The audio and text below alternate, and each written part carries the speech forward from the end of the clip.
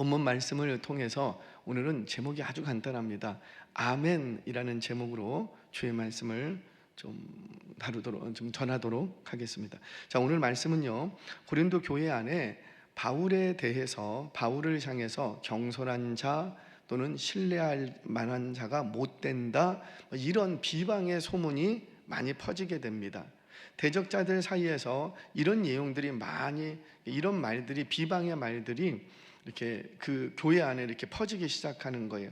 그러니까 누구도 바울을 대적할 마음이 없었고 바울을 경솔한 자라고 한 번도 생각해 본 사람이 아닌데, 그런데 그 공동체 안에 어떤 사람들을 통해서 바울이 경솔한 자다, 신뢰할 만한 자가 못 된다라는 이런 말이 쑥 도니까 대적자들은 그렇게 할 수 있는데 대적자가 아니었던 사람들조차도 왜 그렇지? 정말 그런가? 하고 휩쓸릴 여지가 있었던 거예요. 여러분, 가랑비에 옷 젖는다라는 얘기 있지요. 교회 안에서 나쁜 이야기가 흘러가면 죄송해요, 우리 리더들은 어떻게 줘야 되고? 끊어주시라 그랬어요. 그거 별거 아니에요. 우스개처럼 지나가는 소리일 수 있어요. 그런데 가랑비에 그 공동체가 젖어버립니다. 부정적인 말, 뭐 해서 되겠어? 하지 마. 농담처럼 얘기했을지라도 그 말에 맞아 해서 안 되겠지, 우리 하지 말자, 이렇게 맞장구를 치면 그냥 이분은 농담처럼 아무 생각 없이 얘기했을지라도 그 말에는 힘이 실리게 됩니다. 나만 그렇게 생각하는 게 아니고 저 사람도 그렇게 생각하는구나, 저 사람은 그렇게 생각해서 호응한 게 아니에요, 그냥 이 사람 체면 살려주려고 했을 뿐이에요. 근데 이 사람은 이게 내 편이구나 이렇게 생각을 합니다. 그리고는 더 힘을 얻어서 가는 곳곳마다 그렇게 얘기를 하더라는 거예요. 그러면 처음에 시작할 때는 가랑비였어요. 아무 문제가 안 생길 것 같아. 근데 세월이 조금 지났더니 그 공동체 안에 어떻게 되고, 그 가랑비로 다 옷이 젖어버리는. 그래서 공동체 안에 정말 교회를 사랑하고 우리 구원 공동체를 사랑하신다면 나쁜 얘기, 부정적인 얘기, 안 된다는 얘기는 어떻게 해주고? 일단 끊어주셔야 돼요. 집사님 그런 말 하지 마. 하나님이 함께 하시면 할 수 있어. 우리 교회는 할 수 있어. 설령 안 한다 할지라도 말이라도 어떻게 하고 우리 교회는 할 수 있어. 할렐루야. 그렇게 얘기를 해줘야 어떤 부정적인 말이나 어둠의 권세가 틈을 타지 못하고 우리 공동체 안에서 활동할 수가 없다라는 거예요. 가정에서도 마찬가지죠. 아내가 자녀들 앞에서 네 그 아버지는 말이야 하고 아버지에 대해서 험담하는 얘기를 툭 던졌어요. 근데 그게 그냥 대단한 얘기도 아니었어. 근데 어린 아이에게 계속 그 얘기를 몇 번 하면 아이의 머릿속에는 어떻게 되고, 우리 아버지는 못된 인간이야, 그런 마음이 갖지 않으려고 했는데 젖어버린다라는 거죠. 그럼 엄마라도 애들이 우리 아빠는 왜 그래? 그런다 할지라도 엄마는 어떻게 해줘야 되고, 아빠에 대해서 너희 아빠 그런 사람 아니야, 지금은 조금 건강이 쇠해서 그렇지, 지금은 조금 하는 일이 어려워져서 그렇지, 너희 아빠는 그런 사람 아니야 라고 방향을 다시 잡아줘야 된다는 거예요. 그래야 그 공동체가 시간이 지나면 회복의 여지가 있습니다. 지금 바울의 입장이 그런 거예요.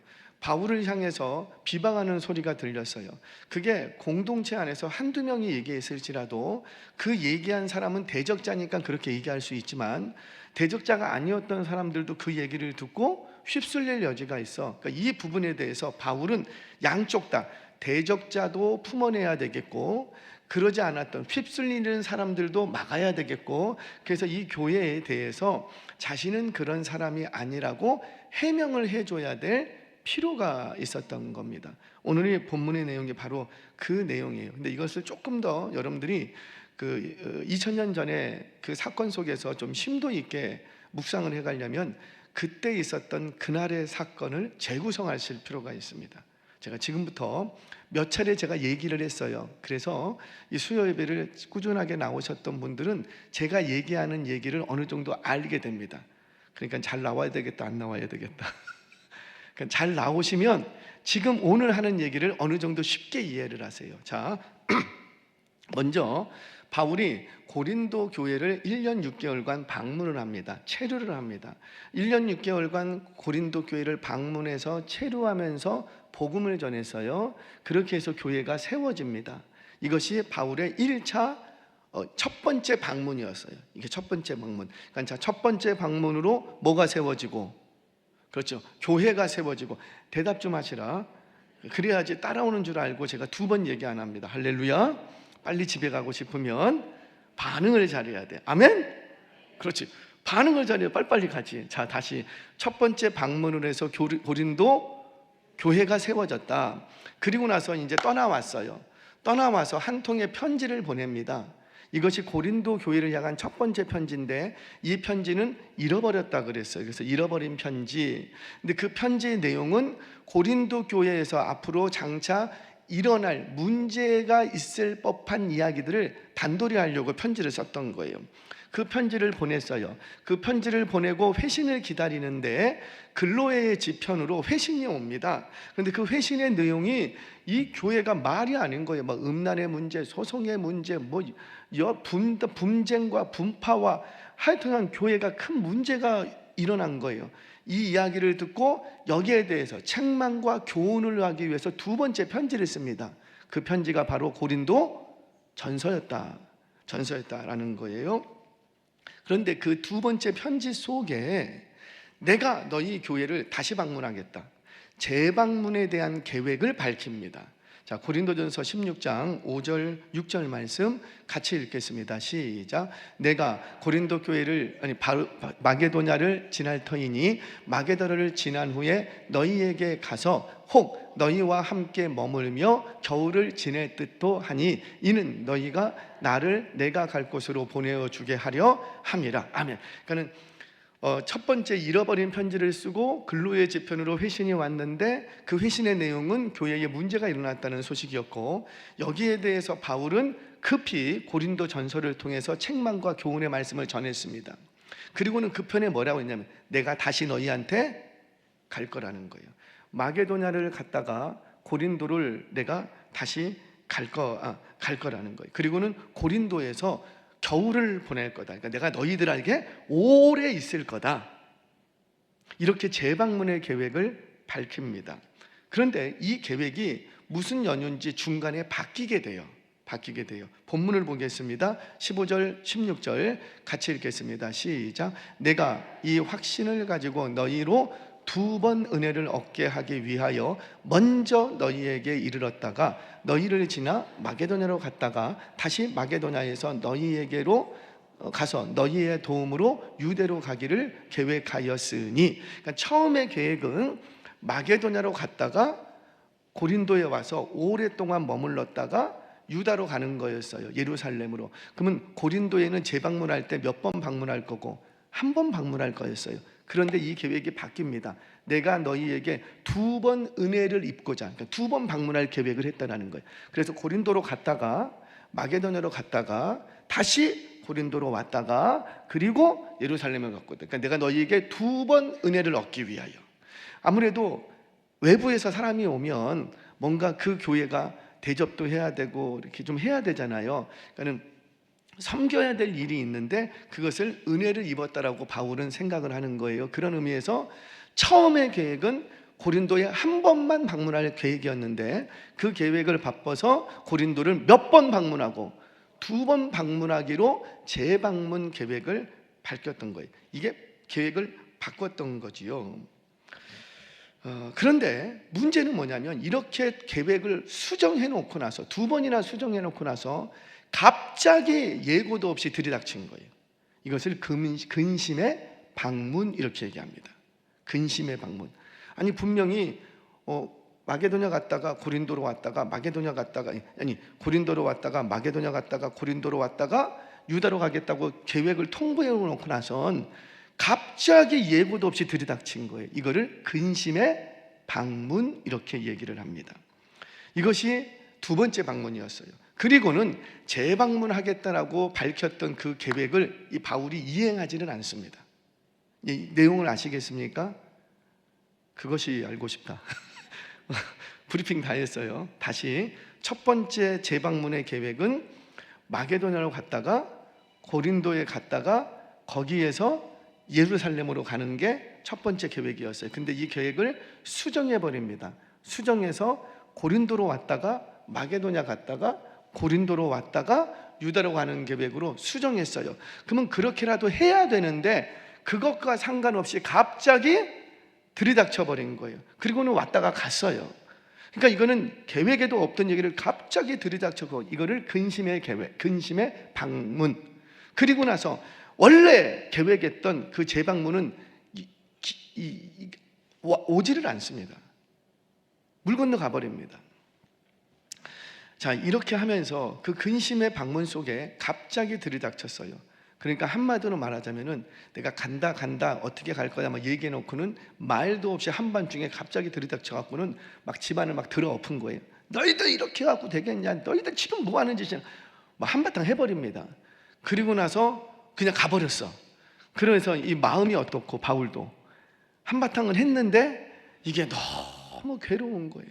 일정이 있어서 빨리 가야 돼서 가버리긴 했는데 그렇다고 해서 이 고린도 교회가 회개한 것도 아니고 그렇다고 해서 바울 우리가 잘못했으니까 이제 가십시오 그랬던 것도 아니고 바울 스스로 와갖고 한바탕 하고는 그냥 가버렸어요. 그러니까 바울의 마음이 너무 무거운 거예요. 거기다가 이 고린도 교회도 갑자기 뭐 한 대 얻어 터진 거하고 똑같은 거죠. 갑자기 그냥 뜬금없이 와갖고는 막 니들 이게 잘못됐다, 뭐가 잘못됐다, 빨리 바꿔라, 뭐 안 하면 내가 가만 안 두겠다, 막 이렇게 해버리니까 이 고린도 교회조차도 바울의 방문이 달가울까요? 안 그럴까요? 안 그런 거예요. 그러니까 마음이 이 고린도 교회도 불편한 거예요. 그래서 이것을 근심의 방문 이렇게 합니다. 그리고는 근심의 방문을 하고는 돌아와선 바울이 가만히 앉아 있으니까 자기가 좀 너무한 것 같다. 그래서 편지를 한 통을 씁니다. 그것을 눈물의 편지 이렇게 얘기해요. 이 편지는 우리가 확인할 길이 없어요. 그런데 감사하게도 이 눈물의 편지를 디도편에 보내거든요. 이 눈물의 편지를 다 받고 나서 이 고린도 교회가 회개를 하기 시작합니다. 첫 번째 고린도전서를 보낼 때는 회개 안 했던 그들이 근심의 방문과 바울의 눈물의 편지를 받고는 마음을 돌이킨 거예요. 아, 우리가 크게 실수했다, 잘못했다. 그리고는 회개합니다. 그리고는 바울과 화해가게 되는 거예요. 다시 바울을 우리의 참된 목자로 딱 받아들이게 됩니다. 그 소식을 들었어요. 듣고 나서 이 바울이 얼마나 기쁘겠습니까? 이전까지 마음이 좀 불편하고 힘들었는데 그 회개했다는 소식, 바울을 친근하게 받겠다고 하는 이 소식을 딱 들으니까 이 바울의 마음이 너무 기쁜 거예요. 너무 기뻐서 썼던 편지가 있는데 그 편지가 뭐라? 고린도 후서, 오늘 우리가 보는 후서예요. 그러니까 우리 고린도 후서는 기쁨이 있다는 거죠. 기쁨, 바울에게 참 기쁨. 그래서 이 고린도 교회를 칭찬도 하고 위로도 하고 이제 마음이 풀어졌으니까 내가 그때 왜 그랬는지 해명도 하고 이런 내용들이 있는 것이 고린도 후서입니다. 이거를 제가 그냥 짤막하게 도표로 좀 만들어 봤어요. 혹시 띄워주실 수 있으실까요? 자, 띄워주셨죠? 자, 이건 대충 만들었어요. 자, 첫 번째 방문이 있었습니다. 첫 번째 방문을 통해서 어떻게 되고 교회가 세워지고 그리고 나서는 편지를 보냈는데 잃어버린 편지를 보냈고 그리고 글로의 집을 통해서 회신을 했는데 그래서 고린도 전서를 보냈고 노란색은요 편지를 얘기합니다. 네 통의 편지. 그 다음에 고린도 전서를 쓰고 거기에 재방문 계획을 밝혔어요. 그런데 그 계획을 또 수정을 합니다. 그리고는 상황이 악화가 됐어요. 그러자 이 바울이 갑자기 방문해 버린 거예요. 그리고는 그 방문은 실패로 돌아갔습니다. 회개를 얻어내지 못했어요. 그리고는 돌아와서 바울이 눈물로 편지를 다시 씁니다. 그리고는 그를 디도에게 보냈어요. 그리고는 디도를 통해서 다시 들려오는 소식이 이 백성들이 회개했다라는 소식이야. 그래서 기뻐서 바울이 어떻게 했고 고린도 후서를 기록했고. 자, 이해 되십니까?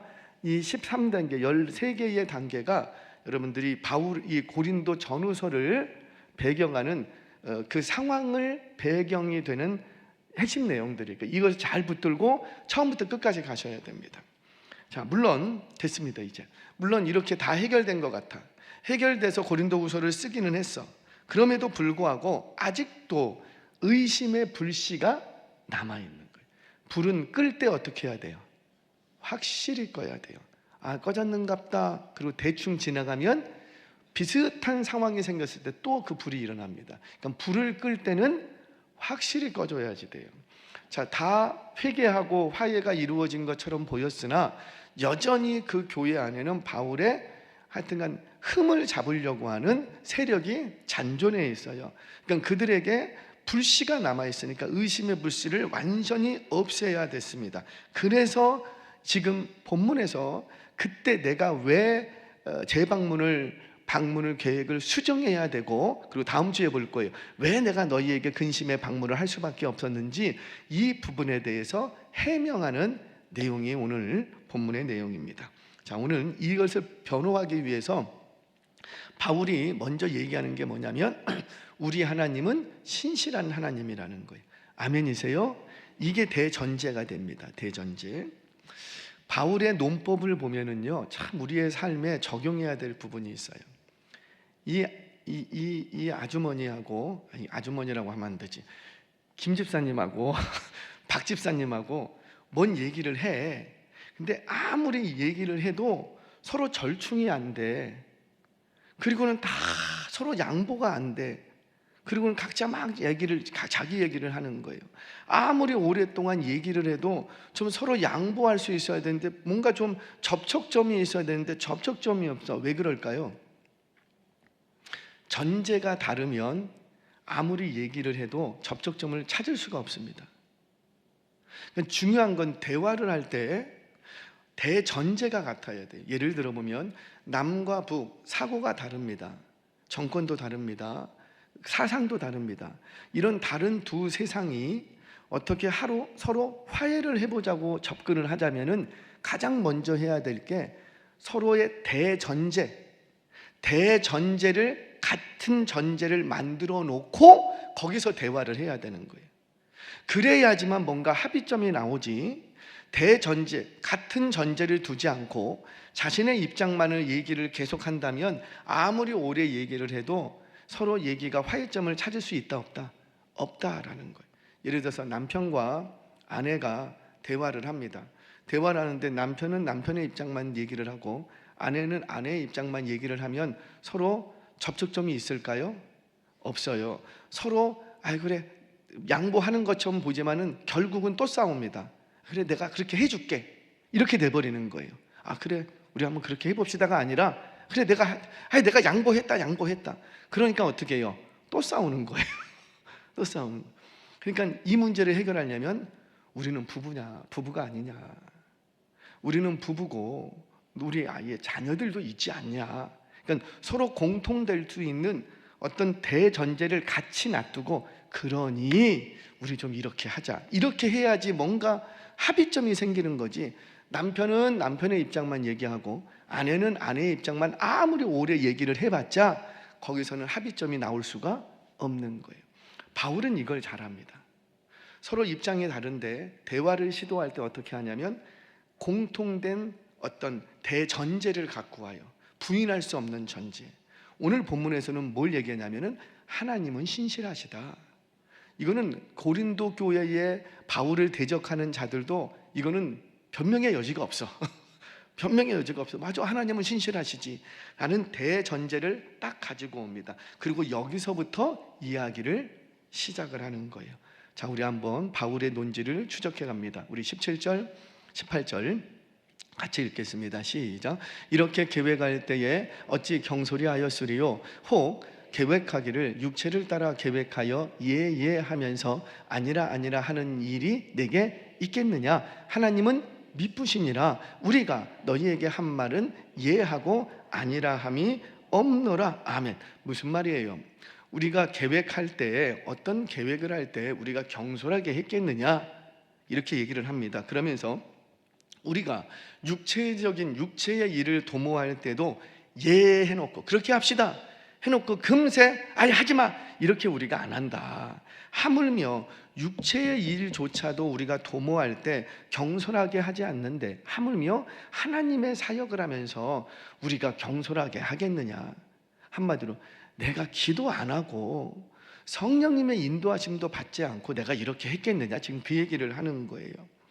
우리가 섬기는 하나님은 신실하신 하나님이신데 그 신실하신 하나님의 사역을 감당하는 우리가 어찌 신실하지 않겠느냐? 목사님들은 좋은 습관이기도 하고 좀 애매한 습관이기도 한데 뭔가 중요한 결정을 내려야 될 때는 반드시 뭘 할까요? 기도를 해요. 옛날 어른 목사님들은요, 복잡한 일이 있거나 정말 중요한 결정을 할 때는 어디에 가버리고? 기도원에. 왜 기도원에 갈까요? 기도하러 가는 것도 있지만은요, 여기에 얘기를 안 듣겠다라는 거예요. 그래서 연락하지 말라 그러잖아요. 그리고는 오직 누구하고만 독대하겠다. 근데 여기 있으면 이 사람도 문자 오고 저 사람도 찾아오고 이 사람도 오고 하니까 아예 내가 하나님의 음성만 듣겠다, 하나님과 독대하고 내가 하나님 앞에서 좀 뭔가 정리하고 오겠다, 그런 의미에서 여기를 떠나버리는 거예요. 저도 보통 연말이 되면 한 11월쯤 되면 이렇게 조용히 혼자 이렇게 가버립니다. 사모도 연락 안 해버립니다. 끊어버리고 이렇게 한 3일, 4일 정도 가버립니다. 그리고는 가만히 있는 거예요. 가만히 한 4일 동안 있는 거예요. 그럼 뭐가 정리가 돼요. 정리가. 지금 바울이 말하는 게 뭡니까? 그는 내가 어떤 일을, 육체적인 일도 그렇게 경솔하게 안 하는데 하물며 하나님의 사역을 하면서 내가 뭐 내 임의대로 했겠느냐? 나도 기도하면서 하나님의 말씀에, 하나님이 주시는 감동에 그때 순종하면서 나도 여기까지 왔다. 왜? 우리 하나님은 신실한 하나님이다. 자, 하나님이 이렇게 하려고 했다가 방향을 틀어도 우리는 하나님이 그렇게 하셨기 때문에 우리는 그대로 따르겠다라니까. 내가 임의로 방향을 튼 것이 아니라 누가 트시니까. 그렇죠. 하나님이 그때 하시는 방향을 트시니까 나도 그렇게 순종하면서 갈 뿐이다. 나는 우리 하나님의 신실하심을 확신한다라는 거죠. 하나님은 신실하시기 때문에 이때는 이렇게 했어도 갑자기 이렇게 바꿔도 여전히 우리 하나님은 신실하신 분이시다. 그러니 나도 그 신실하신 하나님을 따라야 되지 않겠느냐, 이렇게 말하는 겁니다. 자, 이를 변증하기 위해서 또 누구를 데리고 오냐면 예수님의 순종을 가지고 옵니다. 우리 19절 말씀 같이 읽겠습니다. 시작. 우리 곧 나와 실로아노와 디모데로 말미암아 너희 가운데 전파된 하나님의 아들 예수 그리스도는 예하고 아니라 함이 되지 아니하였으니 그에게는 예마, 예설. 너 동으로 가. 예설. 동으로 가다가 아니야 서로 가. 예설. 서로 가다 아니야 너 북으로 가. 예설. 아니 동으로 가라 했으면 계속 동으로 가야지. 근데 하나님께서 동으로 가 그래 놓고서 가고 있는데 아니다 서로 가. 그러면 예수님은 어떻게 했다고요? 예설. 그냥 예만 했다라는 거죠. 예만. 근데 그렇게 예만 하고 갔다. 왜 우리 하나님은 이랬다 저랬다 해? 그렇게 안 하고 그냥 예만 하고 갔더니만 누구의 뜻이 이루어져 버리고, 그렇죠. 하나님의 뜻은 이루어져 있더라는 거예요. 자, 그처럼 우리도 그렇게 했다라는 거지요. 자, 20절 지금 읽었나요 혹시? 20절 같이 읽겠습니다. 시작. 하나님의 약속은 얼마든지 그리스도 안에서 예가 되니 그런즉. 자, 잠깐만요. 하나님의 약속은 얼마든지 그리스도 안에서 예가 되니, 그리스도께서 하나님의 뜻에 항상 예만 해서 하나님의 뜻을 이루었던 것처럼 우리도 그리스도 안에서 항상 하나님의 약속은 예가 되니 그런즉. 시작. 그런즉 그로 말미암아 우리가 아멘하여 하나님께 영광을 돌리게 되느니라. 그러니까 우리는 뭐밖에 할 게 없다. 그렇죠. 아멘. 예밖에 없다라는 거죠. 아니요라고 말할 수가 없다라는 거예요. 왜? 우리가 따르는 하나님은 신실하신 하나님.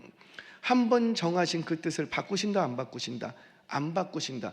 그 뜻을 이루기 위하여 아침에는 비를 내리고 갑자기 천둥 번개를 치다가도 오후에는 비를 걷어가시기도 하지만 그게 이랬다 저랬다 하는 건 아니라는 거지요.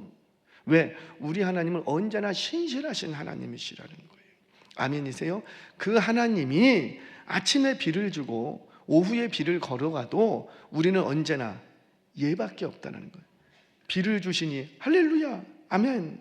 너 비 맞고 가, 아멘. 우산을 딱 폈어요. 그랬더니 비가 그쳐버리네. 그쳐버리네. 그래도 어떻게 하고? 아멘, 아멘. 얘밖에 없다라는 거예요. 왜 아침에 비 줬다가 왜 지금은 비를 그치지? 이러지 못한다라는 거지요. 바울과 그의 일행 역시 그 신실하신 하나님과 그분 앞에 예로 순종했던 그리스도를 전하고 있는데, 우리가 그렇게 그리스도 전해서 너희 교회도 세워지지 않았니?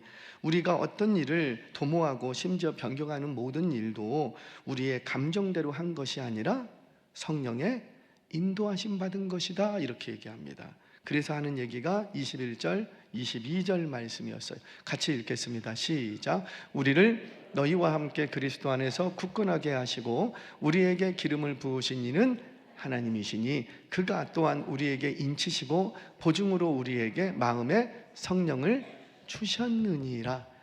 아멘이세요? 보증으로. 이 보증이라는 단어가 참 재밌는 단어입니다. 이 보증이라는 단어는 제가 오늘 설교에서는 다루지 않겠지만 상거래 용어예요. 경제 용어예요. 그래서 이런 거 있죠. 내가 어떤 물건을 사오려고 하는데 물건을 사려는데 이 물건이 1,000만 원이에요. 그래서 내가 100만 원을 먼저 줬어요. 그러면 이 물건 주인이 내가 이 물건을 살 것을 확신할까요, 안 할까요? 확신하죠. 내가 뭘 했으니까. 그렇죠. 100만 원을 줬으니까 보증금을 받는 순간 저 사람은 별일 있어도 저거 살 거야, 이렇게 확신하게 돼요. 마찬가지예요. 하나님께서는 하나님의 뜻을 이루시기 위해서 우리에게 보증금을 먼저 주셨답니다. 내가 보증금을 받았어요. 그게 뭐라? 성령님. 그러니까 성령으로 인치심 받고 보증금 받은 우리는 반드시, 보증금 받은 건 조금밖에 없지만 반드시 보증금을 우리에게 주신 그 하나님은 당신의 일을 반드시 이루실 거라는 거예요. 거기에 보증이 되었다라는 거죠. 아멘이세요? 그러니 우리는 지금 그 보증으로 받은 성령님의 인도하심을 받고 있다. 이것이 바울의 논지였다라는 겁니다. 사랑하는 여러분, 저와 여러분도 하나님 앞에서 민감하게 반응하기를 축복합니다. 바울과 그 일행은 그랬어요. 어떻게 성령 하나님의 간섭하심 속에 예라고 할 수 있었는가? 그냥 자다 일어나서 예 그랬는가? 그렇지 않았다라는 거죠. 예 할 수 있었다라는 건 반응할 수 있었다라는 거예요. 왜 반응을 할 수 있는가? 성령님의 일하심에 민감했기 때문에. 지금 성령님이 일하시는가 아닌가? 민감했기 때문에 반응할 수 있는 거예요. 저는 잘 모르는데 고기를 잡는 분들을 이렇게 보면 이렇게 가갖고 그냥 찌 던지지 않고 이렇게 물기를 보고 때를 보고, 저는 앞만 봐도 모르겠거든요. 앞만 봐도 모르겠는데 그 낚시하시는 분들은 이렇게 물길이 말이야 지금 던지면 되겠다 이렇게 하신다고요. 왜 그래요? 그 부분에 대해서 이 낚시꾼은 민감하기 때문이에요. 저 같은 사람은 낚시에 민감할까요, 안 할까요? 안 해요. 그리고 아무데나 막 던지고 왜 안 잡히지? 막 그렇게 하지. 그러니까 민감하게 하면 지금 흘러가는 상황 속에서 언제든지 올바른 반응을 할 수 있다는 거예요. 사랑하는 성도님 여러분, 저와 여러분 가운데서도 성령께서 간섭하고 계신 줄 믿으시기 바랍니다. 그러면 내가 정말 그 성령님의 간섭하심에 예하고자 한다면, 순종하고자 한다면 민감하게 반응할 수 있는 저와 여러분 되시길 주의 이름으로 축원합니다. 그래요. 왜 민감하게 반응하고 우리는 민감하게 반응할 때마다 왜 예만 할 수 있는가? 따라서 하세요. 하나님은 언제나 옳습니다. 옳습니다. 아멘이세요? 나를 확 두들겨 패도, 내게 있던 모든 재산을 다 가져가도, 내가 실컷 준비했어요. 실컷 준비한 모든 계획을 하나님께서 들어 엎으셔도, 좀 들어 엎으려면 미리미리 들어 엎으면 얼마나 좋아요. 그런데 우리 하나님 미리 들어 엎지 않고 꼭 결정적인 순간에 다 들어 엎어버려. 그럼 그동안에 내가 투자했던 거, 내가 신경 썼던 거, 내가 계획했던 거, 내 체면, 자존심, 이 사람 저 사람한테 다 얘기해놨는데 그거 다 뒤집어야지 돼. 그럴 때 마음이 너무 힘들어요. 그런데 그때도 내가 예, 아멘, 우리 하나님 잘하셨습니다 할 수 있는 건 하나님은 언제나 옳기 때문에, 하나님이 행하신 모든 일은 옳기 때문에. 제가 한 장로님 가정입니다. 장로님 가정인데 이제 한 교회 자매하고 결혼을 하게 됐어요. 인사를 왔어요. 인사를 와서 이렇게 이제 이렇게 만났습니다. 그 장로님하고 저하고 막 친해요. 애들도 친하고 와서 인사를 했어요. 그리고는 언제 결혼하기로 했습니다 그러는 거예요. 그리고 자매를 이렇게 봤는데 솔직히 제 마음에 안 들었어요. 할렐루야. 제 마음에 안 들면 그건 안 해야 돼. 제 마음에 안 들어. 이렇게 딱 그런 게 있거든요. 저는 객관적으로 보잖아요. 눈이 먼 사람이 아니잖아요. 사랑의 눈이 먼 사람, 그런 사람 아니잖아요. 그러니까 있는 그대로 하는 딱 태도나 행동을 딱 보고 있는 그대로 봅니다. 근데 있는 그대로 보면 그들이 못 봤던 걸 저는 봐요. 보이는 게 있어요. 이렇게 봤는데 마음에 썩 안 내켰어요. 그럼에도 불구하고 날짜 다 잡았어요. 그래서 그러냐고 축복 기도해주고 그렇게 시간이 지났어요. 근데 저를 오라고 해야 되는데 연락이 없어. 결혼이 다음 주 토요일인데 그 전주까지도 연락이 없는 거예요. 이상하다. 그래갖고 그 전날도 연락이 없어. 그 전날 연락이 왔어요.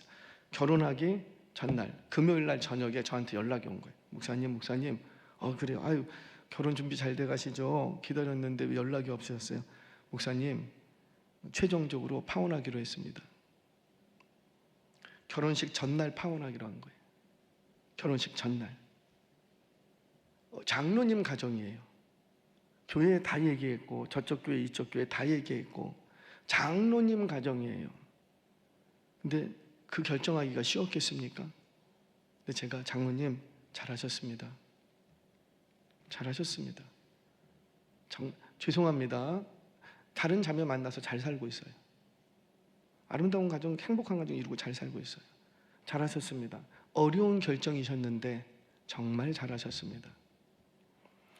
우리가 참 하나님께서는 때때로 우리가 다 차려놨다고, 왜 우리가 계산 안 해봤겠어요? 다 계산하고 다 계산해서 다 차려놨다고. 그럼에도 불구하고 하나님이 들어 엎으실 때가 있다 없다? 있더라는 거죠. 그때도 아멘 하시기 바랍니다. 만약에 체면이네 자존심이네 그것 때문에 밀어붙였으면 그 가정 더 힘들어졌다고요. 그 인생 정말 힘들어졌을 거예요.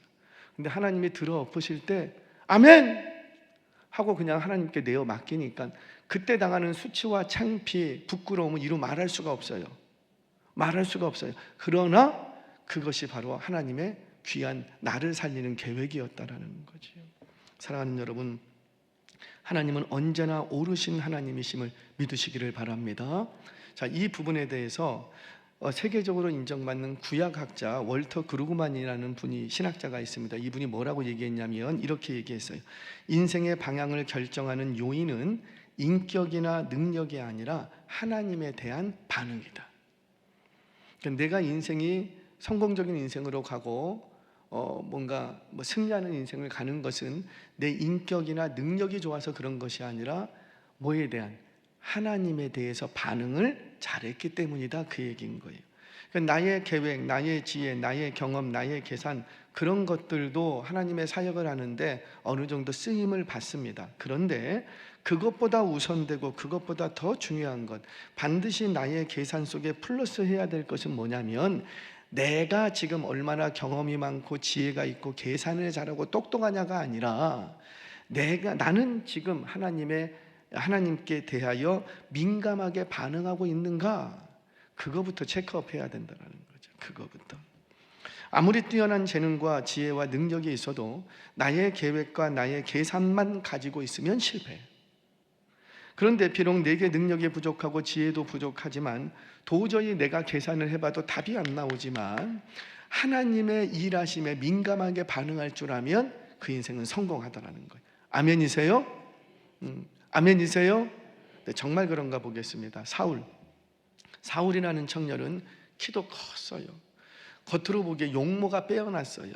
참 사람들이 봐도 정말 이 민족의 왕이 될 만한 풍채다. 왜 우리 애기들 딱 크면 야 이놈 장군감인데 그런 거 있잖아요. 외모 보고 얘기하는 거잖아요.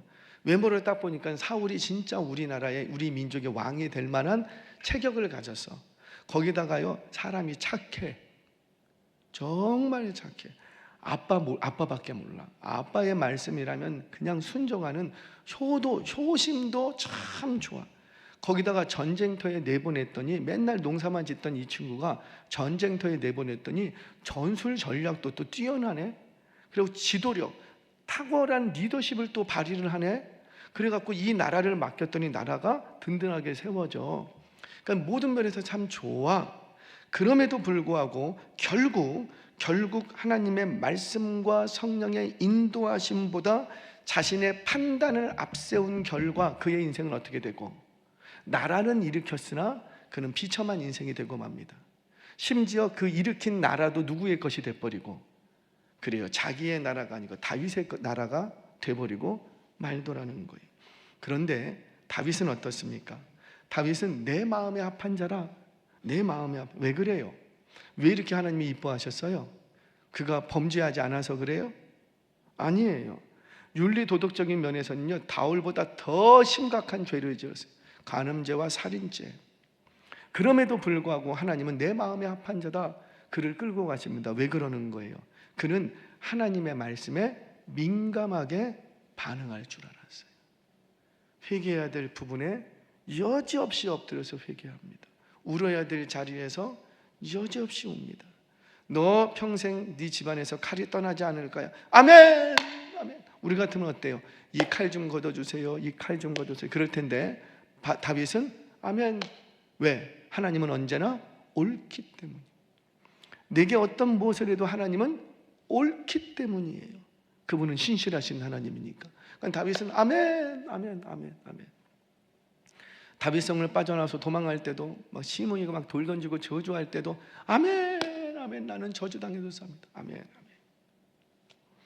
그렇게 하나님의 말씀에 민감했던 이 언제나 아멘했던 이 다윗에게 사울의 나라를 주어버립니다.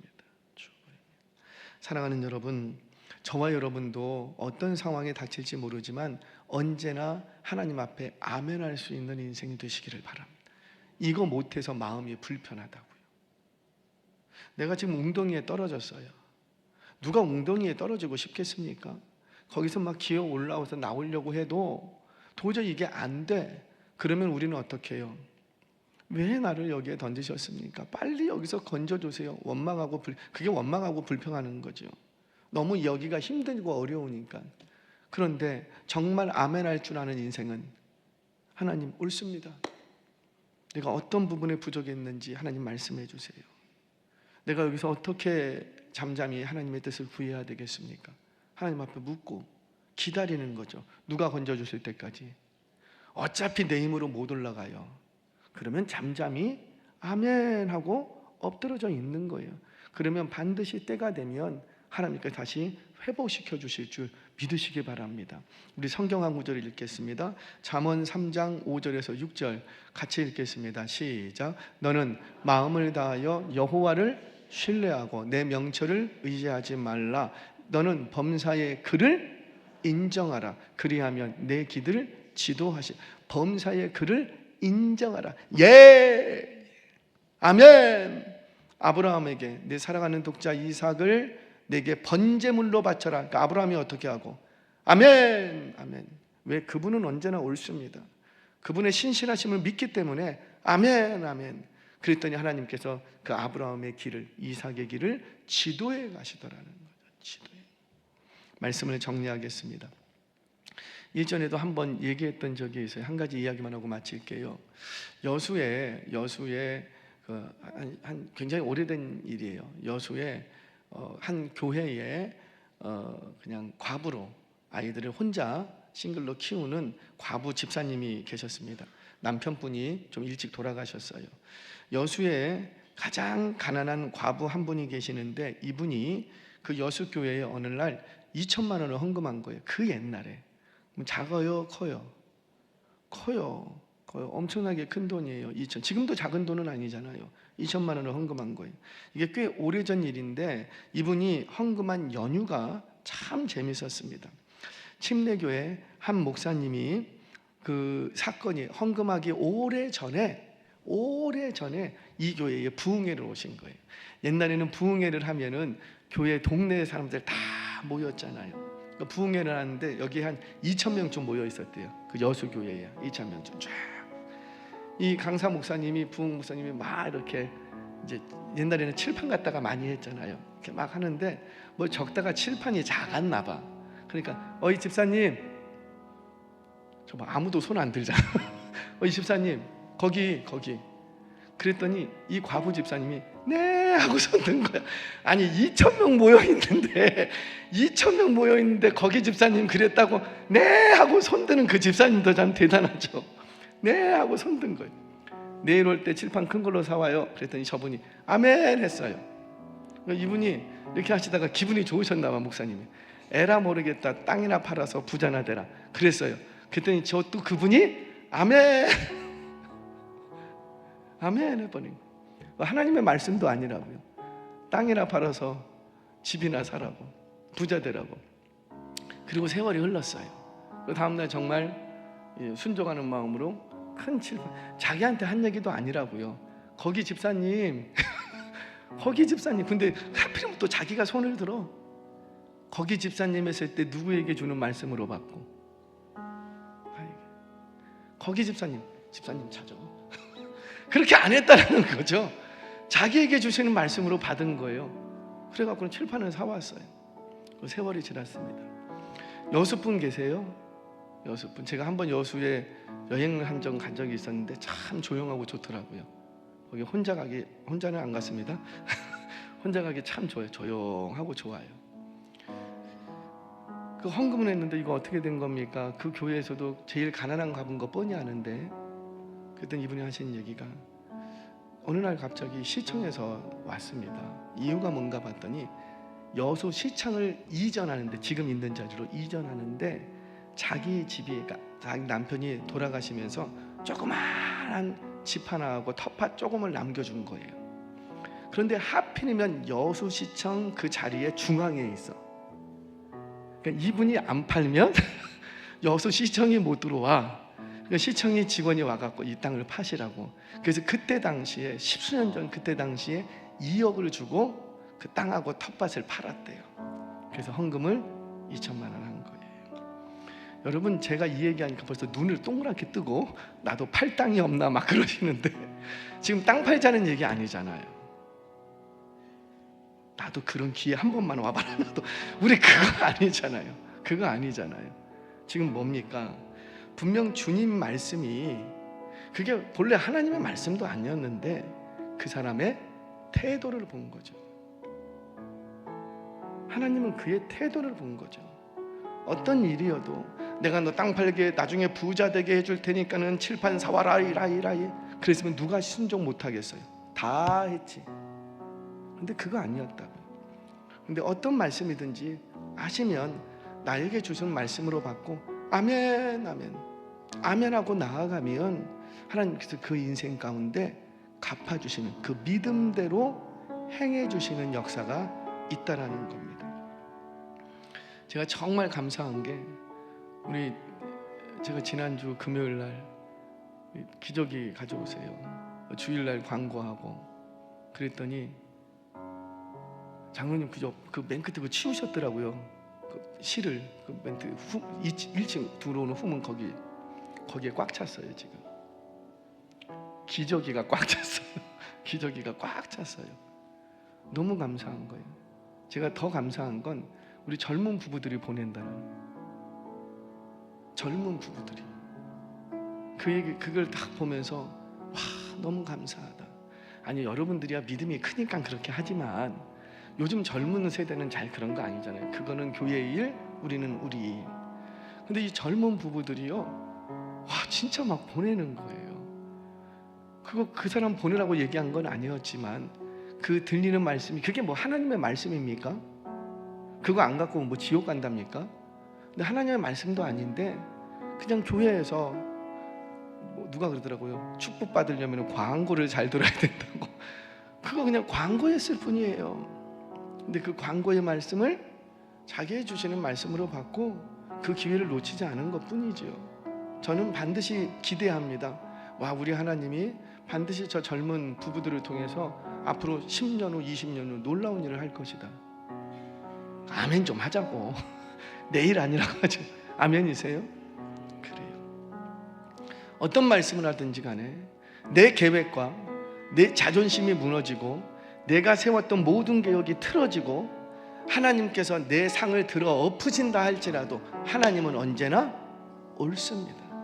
그 하나님을 믿는다면 내게 어떻게 하시든지 간에 아멘 아멘 이해하실 수 있는 저와 여러분 되시기를 주의 이름으로 축원합니다. 이 말씀 앞에 나는 하나님께서 내게 행하신 모든 일이 최고로 선하고 멋진 일임을 믿고 있는가? 뭘 해도 이런 남편을 나에게 붙여주셨어도, 할렐루야 할렐루야, 이런 아들을 나에게 붙여주셨어도, 이런 아내를 나에게 붙여주셨어도 하나님 언제나 옳습니다. 하나님의 놀라운 뜻을 이루시려고, 내가 다 알지는 못하지만 하나님의 그 놀라운 뜻을 이루시려고 지금 내게 이렇게 하시는군요. 그 하나님의 뜻 앞에 아멘 하시기 바랍니다. 나는 하나님께서 내게 뭘 하시든지 간에 말씀에 민감하게 반응하고 있는가? 그렇다면 오늘 내가 하나님의 말씀 앞에 아멘 해야 될 것은 무엇인가? 스스로 돌아보면서 나의 체면이 구겨지고 나의 자존심이 망가지고 나의 의로움, 그런 것보다 하나님의 말씀이 지금 요구한다면 그 말씀 앞에 아멘으로 순종하는 저와 여러분 되셔서 하나님의 역사하심을 보는 주인공들 되시게 주의 이름으로 축원합니다.